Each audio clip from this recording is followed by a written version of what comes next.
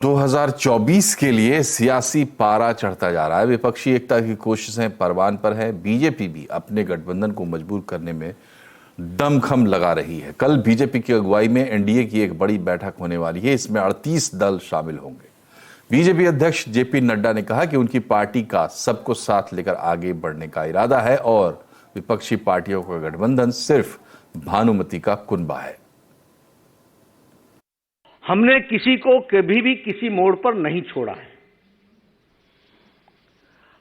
हमें छोड़ के जाने वालों के बावजूद भी हमारी बातचीत, हमारा व्यवहार, हमारा आचरण हमेशा दोस्ताना रहा है। जहां तक यूपीए का सवाल है और ये जो ऑपोजिशन के अलायंस है, ये भानुमति का कुनबा है और कहीं का ईंट कहीं का रोड़ा, भानुमति ने कुनबा जोड़ा, इस तरीके का ये अलायंस है।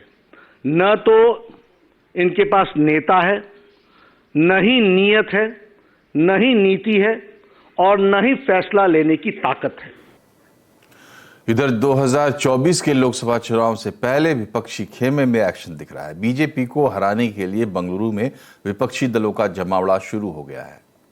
पटना के बाद इस दूसरी बैठक में 26 विपक्षी पार्टियां शामिल होंगी। खास बात यह है कि इस बार कांग्रेस की पूर्व अध्यक्ष सोनिया गांधी भी इस बैठक में शामिल हो रही हैं। कांग्रेस के राज्यसभा में दिल्ली अध्यादेश के खिलाफ आम आदमी पार्टी का समर्थन करने के ऐलान करने के बाद अरविंद केजरीवाल भी इस बैठक में पहुंच रहे हैं। मुख्य बैठक कल सुबह 11 बजे से शाम 4 बजे तक होगी। सोनिया गांधी ने आज शाम को विपक्षी दलों को डिनर पर बुलाया है। इस बैठक पर ज्यादा जानकारी के लिए हमारे साथ जुड़ रहे हैं पल्लवी घोष। बताइए पल्लवी, विपक्षी दलों का कुनबा बढ़ता जा रहा है और ये दूसरी बैठक हो रही है, क्या खास बात, क्या मायने होंगे इस बैठक के? ये दूसरी बार विपक्षी दल मिल रहे हैं। पहली बार जब पटना में मुलाकात हुई थी उस समय आम आदमी पार्टी और कांग्रेस के बीच काफी नूरा कुश्ती भी हुई थी और आपकी यही शिकायत थी कि ऑर्डिनेंस के मामले पे क्यों कांग्रेस पार्टी इनका समर्थन नहीं करती है। और आपको याद होगा कि जब मीटिंग खत्म हुई थी उसके बाद जो प्रेस कॉन्फ्रेंस हुआ था, साझा प्रेस कॉन्फ्रेंस, उसमें आम आदमी पार्टी शामिल नहीं हुई थी। लेकिन बैंगलोर का रुख कुछ नया सा है, बहुत सारे कारणों के चलते। सबसे पहली बात यह है कि रविवार को कांग्रेस ने साफ कर दिया कि अध्याय पे कांग्रेस पार्टी आम आदमी पार्टी का समर्थन करेगी। इसका अरविंद केजरीवाल ने ट्वीट करते हुए कांग्रेस अध्यक्ष मल्लिकार्जुन खड़गे को थैंक यू भी कहा और अब आप शामिल होगी बैंगलोर की मीटिंग में। और ये बहुत जरूरी था क्योंकि इस मीटिंग की अगुवाई कांग्रेस पार्टी कर रही है, यानी कि वो होस्ट है। और ऐसे में अगर कोई भी घटक दल शामिल ना हो या कोई भी दल शामिल ना हो, वैसे सवाल पूछा जाता फिर कांग्रेस पार्टी पर कि कांग्रेस शायद किसी और को एकजुट नहीं कर पाएगी। सबसे बड़ी बात तो ये है। दूसरी अहम बात यह है सोनिया गांधी। पटना वाले में सोनिया गांधी शामिल नहीं थी लेकिन बैंगलोर में वो होंगी। और ये बात हम सबको पता है कि कुछ ऐसे नेता हैं जैसे कि शरद पवार या ममता बनर्जी, वो लोग उतने कंफर्टेबल राहुल गांधी के साथ नहीं हैं। वो ज्यादा बातचीत करना पसंद करते हैं सोनिया गांधी के साथ। और इसके अलावा 2004 में जब एक गठबंधन बना था, यानी कि यूपीए का, वो सोनिया गांधी के चलते बना था, तो इसलिए उनका एक्सपीरियंस काफी सक्सेसफुल माना जाता है। और ऐसे में ये एक चैलेंजिंग बैठक है, मैं कहूंगी बैंगलोर में, इसीलिए क्योंकि भले ही आम आदमी पार्टी और कांग्रेस के बीच का जो मतभेद था या जो विवाद था वो अभी खत्म हुआ है, लेकिन आने वाले दिनों में आम आदमी पार्टी और कांग्रेस के बीच, कांग्रेस और तृणमूल कांग्रेस के बीच, इन दोनों के बीच अभी भी टकराव जारी रहेगा। और ऐसे में लगता यह है कि एक ऐसे नेता की जरूरत है जो कम से कम इन सबसे बात कर पाए। दूसरी बात है कि पटना में 24 पार्टी शामिल हुए थे, इस बार 26 हो रहे हैं। एमडीएमके और मुस्लिम लीग, जो कांग्रेस का सहयोगी है केरला में, वो भी शामिल हो रहे हैं। और क्योंकि नजर एनडीए पर भी है, आप देख रहे होंगे कि बीजेपी में धीरे धीरे करके बहुत सारे पार्टी ज्वाइन कर रहे हैं एनडीए में, इसलिए इन विपक्षी दलों पर भी दबाव है कि हम जितने लोगों को अपने साथ ला पाए हम उनको अपने साथ लाएं। शुक्रिया पल्लवी। और विपक्षी दलों की बैठक में क्या इस बार निकल पाएगा बीजेपी को काउंटर करने का कोई फॉर्मूला? आज आवाज अड्डा में इसी पर होगी बड़ी चर्चा, शाम 7:57 पर।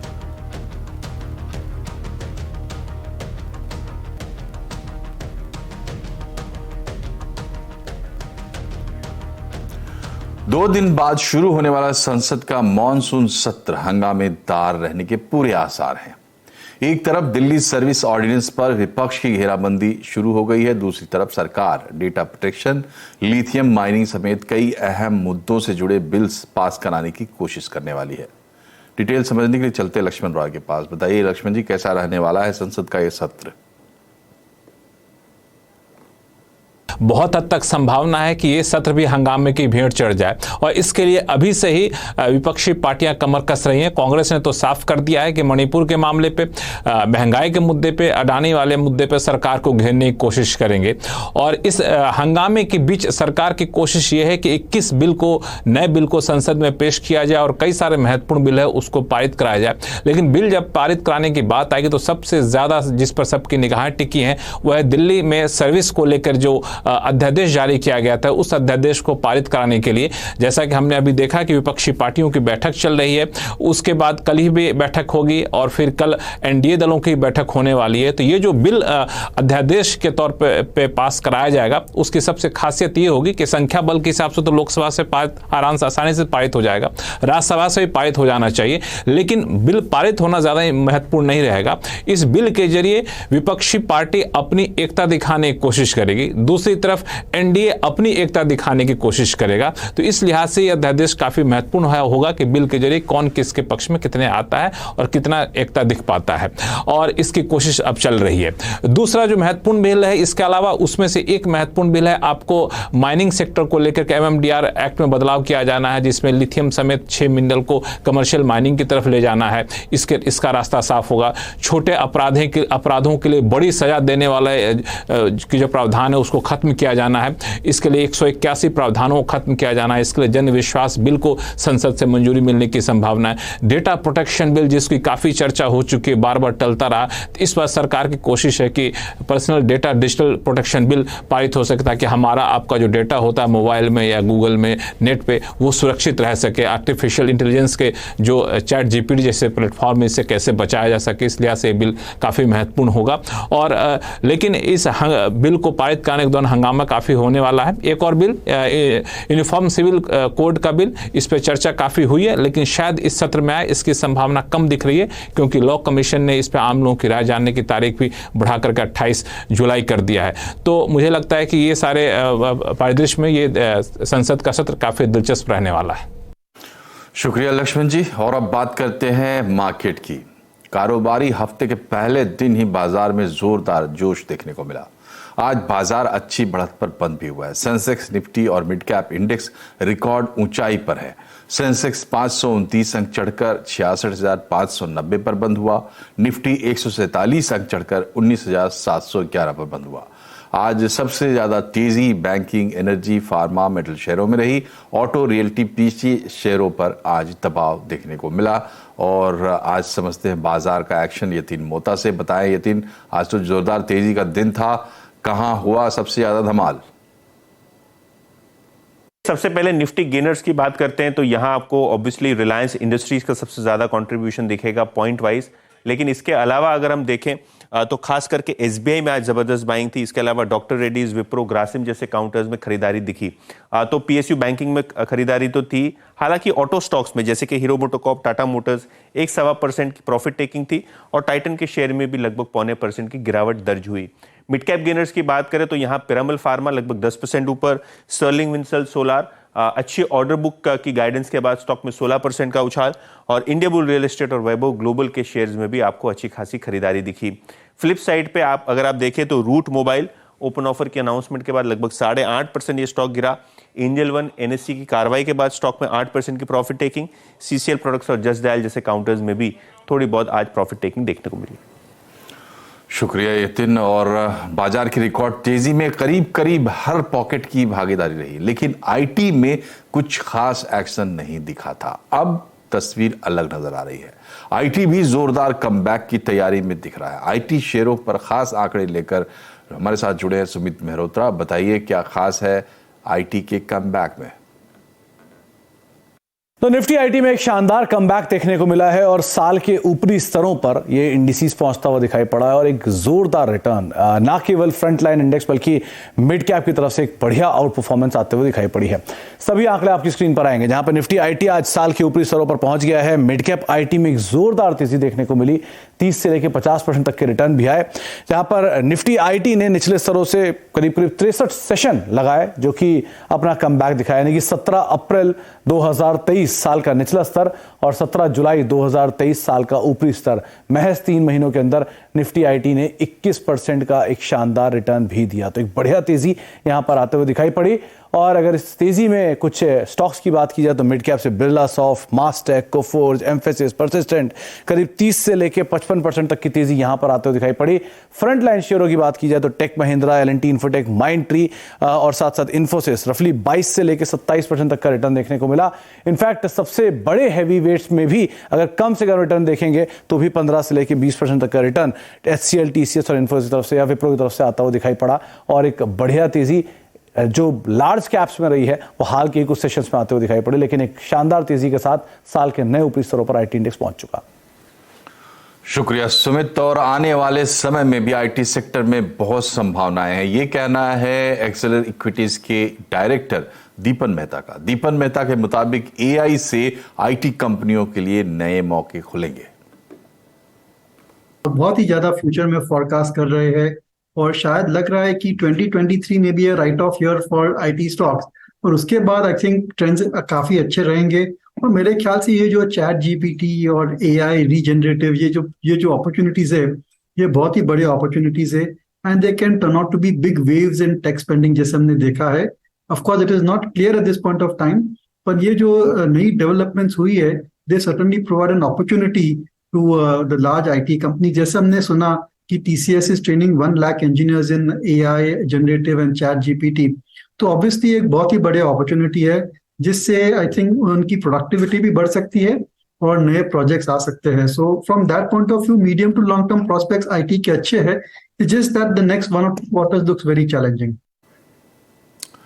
और टेलीकॉम कंपनियां 5G रोल आउट ऑब्लिगेशन पर किसी भी तरह का एक्सटेंशन नहीं लेंगी। पिछले हफ्ते हुई बैठक में वोडाफोन आइडिया और अडानी नेटवर्क्स ने रोल आउट का पूरा भरोसा दिलाया है।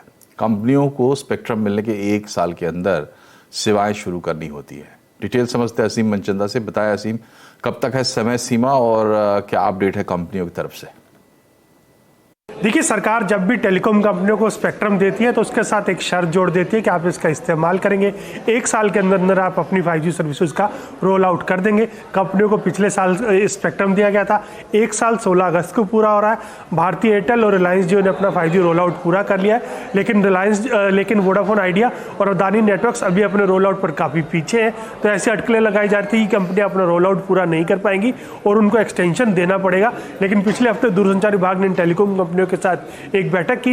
इस बैठक के अंदर जो कंपनियां उन्होंने दूरसंचार विभाग को भरोसा दिलाया कि वो रोल आउट अपना पूरा कर लेंगे और इस पर किसी भी तरह का एक्सटेंशन नहीं लेंगी। अगर मैं वोडाफोन आइडिया की बात करूं तो वोडाफोन आइडिया ने ऑलरेडी अपना दिल्ली, मुंबई और पुणे के अंदर अपना ट्रायल शुरू कर दिया और जल्दी इन सर्किल्स के अंदर रोल आउट की घोषणा कर सकती है। दूसरी तरफ अडानी डाटा नेटवर्क्स भी, उसको 6 सर्किल के अंदर स्पेक्ट्रम मिला था, वो भी प्राइवेट कैप्टिव नेटवर्क लगाने की तैयारी कर रही है। तो दोनों कंपनियां 16 अगस्त तक अपना 5G नेटवर्क रोल आउट कर लेंगी, दोनों कंपनियां एक्सटेंशन नहीं लेंगी। तो जिस तरह से सरकार आगे बढ़ रही थी कि टेलीकॉम कंपनियों को 5G सर्विसेज का 1 साल के अंदर अंदर रोल आउट करना, तो चारों कंपनियों की तरफ से हमको 5G सर्विसेज का रोल आउट होता हुआ दिखाई देगा। शुक्रिया असीम। और सरकार बहुत जल्द छोटे हवाई जहाज़ों को बढ़ावा देने के लिए एक स्कीम लेकर आ रही है। उड़ान 5.2 में उन रूट्स पर फोकस होगा जहां छोटे रनवे हैं और बड़े जहाज नहीं उतर सकते। ज्यादा जानकारी दे रहे हैं रोहन सिंह। जी, उड़ान 5.2 दरअसल उड़ान स्कीम के बाकी फेजेस की तरह ही होगा, लेकिन उसमें एक बड़ा अंतर ये होगा कि ये पूरी तरह से छोटे हवाई जहाज़ों पर फोकस होगा। खासतौर पे 20 सीट या उससे कम के जो जहाज़ हैं इनमें उनको शामिल किया जाएगा। और नॉर्थ ईस्ट हो या फिर उत्तराखंड हो या इस तरह के जो दूर दराज के इलाके हैं जहां बड़े रनवेज नहीं है, जहां बड़े जहाज़ नहीं उतर सकते हैं, जहां सिर्फ छोटे जहाज़ ही टेक ऑफ या लैंड कर सकते हैं, वहां के लिए ये स्कीम बनाई गई है। यानी कि इन इलाकों से अगर कोई एयरलाइन उड़ान भरना चाहती है, छोटे जहाज समाजों के जरिए, तो उसमें सरकार वायबिलिटी गैप फंडिंग देगी। कम से कम आधे सीटों पर जो है जो हवाई किराए होंगे वो काफ़ी सस्ते होंगे, क्योंकि उसमें सरकार थोड़ी सी अपना कंट्रीब्यूशन करेगी। तो जिन इलाकों में अब तक कभी एयर कनेक्टिविटी नहीं रही है, मोस्ट लाइकली उन इलाकों में ही इसको जो है शुरू किया जाएगा और 25 जुलाई को इस स्कीम की शुरुआत की जाएगी। उसके बाद सरकार तमाम जो एयरलाइंस हैं उनसे बिड मंगाएगी जो कि इस स्कीम में शामिल होना चाहते हैं। और टमाटर भले लोगों के आंसू निकाल रहा हो, भले दाम सिर्फ एक महीने में 350% तक चढ़ गए हो, लेकिन पुणे का एक किसान करोड़पति बन गया है। 12 एकड़ में मेरा अभी तक 17,000 कैरेट का है और उसको वो कैरेट को 770 से लेके 2311 तक भाव मिला है अभी तक। 2 करोड़ 80 लाख रुपए मैंने अभी तक कमाए इस खेती में। अभी भी मेरा माल बचा है ये पौध पर, अभी भी चलेगा 15 दिन टमाटर और 6-7 तोड़े होंगे। मेरे हिसाब से 3-4 हज़ार कैरेट और जाएगा। लगभग पकड़े तो 3.25 कोटी 3.5 कोटी तक जाएगा मेरा सब। और यहाँ एक छोटा सा ब्रेक, लेकिन खबरें भी और भी हैं, बने रहिए हमारे साथ। आपका स्वागत है आवाज समाचार में। बारिश से हुई तबाही थोड़ी सी थमती दिखाई दे रही थी कि हिमाचल प्रदेश के कुल्लू में बादल फट गया। इससे एक की मौत हो गई और 3 लोग घायल हो गए। यमुना का जलस्तर थोड़ा काबू में है तो गंगा का जलस्तर बढ़ने लगा है। उत्तराखंड और उत्तर प्रदेश में बाढ़ के हालात बन रहे हैं। गंगा नदी का जलस्तर खतरे के निशान के करीब पहुंच चुका है। हरिद्वार में गंगा का जलस्तर 293.15 मीटर रिकॉर्ड किया गया, जबकि खतरे का निशान 294 मीटर है। हरिद्वार में बाढ़ से 5 लोगों की जान जाने की खबर है। गंगा से सटे हुए इलाकों में अलर्ट जारी कर दिया गया है। राजधानी में यमुना नदी का वाटर लेवल कुछ दिनों तक घटने के बाद फिर से बढ़ गया है। जलस्तर फिलहाल 205.76 मीटर पर है, जो कि कल तक 205.52 मीटर था। एनडीआरएफ ने बीते 3 दिन में 912 पशुओं समेत 6,345 लोगों को बचाया है। मौसम विभाग ने अगले 5 दिन तक हिमाचल, उत्तराखंड, मध्य प्रदेश में भारी बारिश की आशंका जताई है। केदारनाथ मंदिर के अंदर मोबाइल ले जाने पर अब पूरी तरह बैन लगा दिया गया है। मंदिर प्रांगण के अंदर फोटो खींचना या रील्स बनाना अब प्रतिबंधित है। आदेश का पालन नहीं करने पर दोषी के खिलाफ कानूनी कार्रवाई की जाएगी। हाल ही में एक महिला यूट्यूबर ने अपने प्रेमी को मंदिर के बाहर प्रपोज किया था। इसका वीडियो सोशल मीडिया पर जमकर वायरल हुआ। इसके बाद ये कदम उठाया गया। मंदिर प्रांगण में जगह जगह नोटिस बोर्ड भी लगा दिए गए हैं। इनमें कहा गया है कि मंदिर प्रांगण में मोबाइल ले जाना प्रतिबंधित है। इसके साथ ही कुछ अन्य बोर्ड में मर्यादित कपड़ों में ही मंदिर में आने की बात भी कही गई है। इस बार इंडियन एथलीट्स ने बैंकॉक एशियन एथलेटिक्स चैंपियनशिप में शानदार प्रदर्शन किया है। 6 गोल्ड मेडल के साथ कुल 27 मेडल जीतकर भारत ने तीसरे पोजीशन पर जगह बनाई है। मुकाबले के आखिरी दिन भी जबरदस्त रोमांच और कामयाबी का मंजर देखने को मिला। 800 मीटर दौड़ में भारतीय एथलीटों ने मेंस और विमेंस दोनों कैटेगरी में 8 सिल्वर और 5 ब्रॉन्ज मेडल अपने नाम किए। इस चैंपियनशिप में नंबर 1 जापान, नंबर 2 चीन बना है। लेकिन इसी साल सितंबर में शुरू होने वाले एशियाई गेम्स के पहले इंडियन एथलीट के लिए ये अच्छा प्रदर्शन है और इससे आगे की उम्मीदें भी बढ़ती है और मजबूत होती है। नोकिया ने गुजरात में टेलीकॉम सेक्टर स्किल काउंसिल यानी TSSC और कौशल्या द स्किल यूनिवर्सिटी के सहयोग से 5G स्किल डेवलपमेंट सेंटर शुरू किया है। सेंटर का उद्घाटन गुजरात के रोजगार मंत्री बलवंत सिंह राजपूत ने किया। नोकिया का कहना है कि इस प्रोग्राम में 5G टेक्नोलॉजी स्किल्स में स्टूडेंट्स को प्रैक्टिकल एक्सपोजर मिलेगा। इसके अलावा कंपनी का लक्ष्य है कि कम से कम 70 स्टूडेंट्स को करिकुलम पूरा होने के 4 से 6 सप्ताह में प्लेसमेंट ऑफर्स मिल जाएं। इस साल योजना का लाभ करीब 300 स्टूडेंट्स को मिलेगा। हालांकि आने वाले समय में कंपनी इसे विस्तार करने की योजना भी बना सकती है। प्रैक्टिकली स्टूडेंट्स को देना चाहते हैं, ताकि जब वो एक अपने करियर में आगे जाएंगे तो उनके लिए जॉब प्रोस्पेक्ट बहुत बढ़ जाए। यहाँ पे बहुत सारे डेमोज हैं, जैसे स्मार्ट एग्रीकल्चर कैसे किया जाता है, डेमो है स्मार्ट होम्स कैसे काम करते हैं, घर के अंदर सारे डिवाइसेस जब कनेक्टेड होंगे उसको आप कैसे मैनेज कर सकते हो। ट्रेनिंग दी जा रही है ये वर्चुअल रियलिटी के ऊपर ट्रेनिंग दी जा रही है। आप सेंसर्स के थ्रू, कैमरास के थ्रू सेंसिंग कैसे कर सकते हो। स्मार्ट एग्रीकल्चर के अलावा स्मार्ट कार्स, स्मार्ट ट्रांसपोर्ट, बहुत सारे ऐसे एप्लीकेशन हैं जिनके ऊपर यहाँ पे स्किल्स दिए जाएंगे। और इसी के साथ बुलेटिन में फिलहाल इतना ही, लेकिन खबरों पर अपडेट रहिए और जुड़े रहिए CNBC आवाज से ट्विटर, फेसबुक और यूट्यूब के जरिए। नमस्कार।